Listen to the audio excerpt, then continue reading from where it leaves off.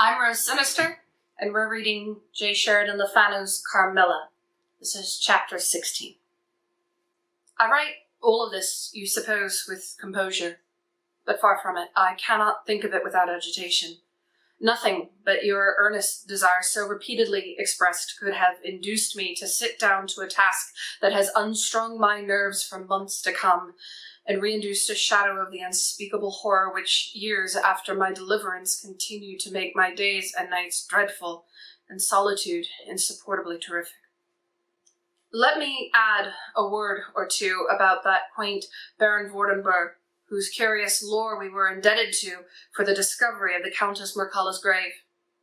He had taken up abode in Graz, where, living upon a mere pittance, which was all that remained to him of the once princely estates of his family in Upper Styria, he devoted himself to the minute and laborious investigation of the marvelously authenticated tradition of vampirism.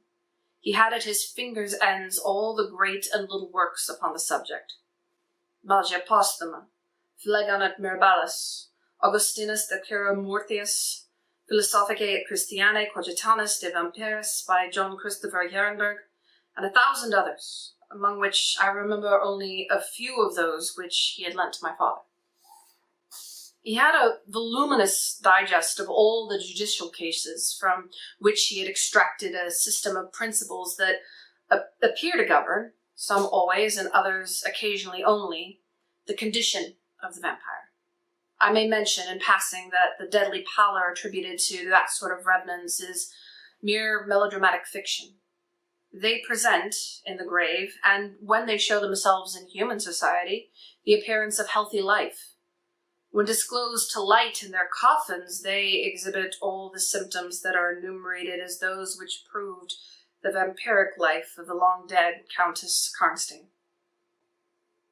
How they escape from their graves and return to them for certain hours every day, without displacing the clay or leaving any trace of the disturbance in the state of the coffin or the cerements, has always been admitted to be utterly inexplicable. The amphibious existence of the vampire is sustained by daily renewed slumber in the grave. Its horrible lust for living blood supplies the vigor of its waking existence. The vampire is prone to be fascinated with an engrossing vehemence, resembling the passion of love, by particular persons.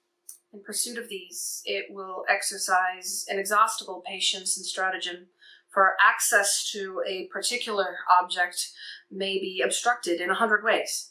It will never desist until it has satiated its passion and drained the very life of its coveted victim. But it will, in these cases, husband and protract its murderous enjoyment with the refinement of an epicure, and heighten it by the gradual approaches of an artful courtship. In these cases, it seems to yearn for something like sympathy and consent.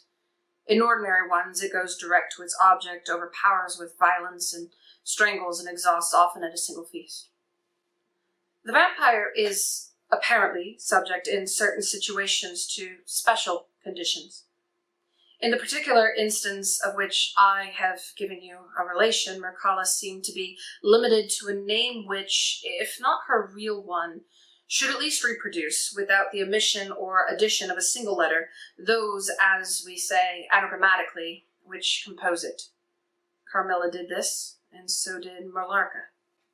My father related to the Baron Vordenburg, who remained with us for 2 or 3 weeks after the expulsion of Carmilla, the story about the Moravian nobleman and the vampire at the Karnstein churchyard, and then asked the Baron how he had discovered the exact position of the long-concealed tomb of the Countess Mircalla. The Baron's grotesque features puckered up into a mysterious smile. He looked down, still smiling on his worn spectacles case, and fumbled with it. Then, looking up, he said, "I have many journals and other papers written by that remarkable man. The most curious among them is one treating of the visit which you speak to Karnstein. The tradition, of course, discolors and distorts a little. He might have been termed a Moravian nobleman, for he had changed his abode to that territory and was, besides, a noble, but he was in truth a native of Upper Styria. It is enough to say that in very early youth he had been a passionate and favored lover of the beautiful Mircalla, Countess Karnstein. Her early death plunged him into inconsolable grief. It is the nature of vampires to increase and multiply, but according to an ascertained and ghostly law. Assume, at starting, a territory perfectly free of the pest. How does it begin, and how does it multiply itself? I will tell you. A person, more or less wicked, puts an end to himself, a suicide. Under certain circumstances, becomes a vampire. That specter visits living people in their slumbers. They die, and almost invariably, in the grave, develop into vampires. This happened in the case of the beautiful Mircalla, who was hunted by one of those demons. My ancestor, Vordenberg, whose title I still bear, soon discovered this, and in the course of the studies to which he had devoted himself, learned a great deal more. Among other things, he concluded that suspicion of vampirism would probably fall sooner or later upon the dead countess, who in life had been his idol. He conceived a horror, be she what she might, of her remains being profaned by the outrage of a posthumous execution. He has left a curious paper to prove that the vampire, on its expulsion from its amphibious existence, is projected into a far more horrible life, and he resolved to save his once beloved Mircalla from this. He adopted the stratagem of a journey here, a pretended removal of her remains, and a real obliteration of her monument. When age had stolen upon him, and from the veil of years he looked back on the scene he was leaving, he considered, in a different spirit, what he had done, and a horror took possession of him. He made the tracings and notes which have guided me to the very spot, and drew up a confession of the deception that he had practiced. If he had intended any further action in this matter, death prevented him, and the hand of a remote descendant has, too late for many, directed the pursuit to the lair of the beast. We talked a little more, among other things, and he said this. One sign of the vampire is the power of the hand. The slender hand of Mircalla closed like a vice of steel on the general's wrist when he raised the hatchet to strike, but its power was not confined to its grasp. It leaves a numbness in the limb it seizes, which is slowly, if ever, recovered from.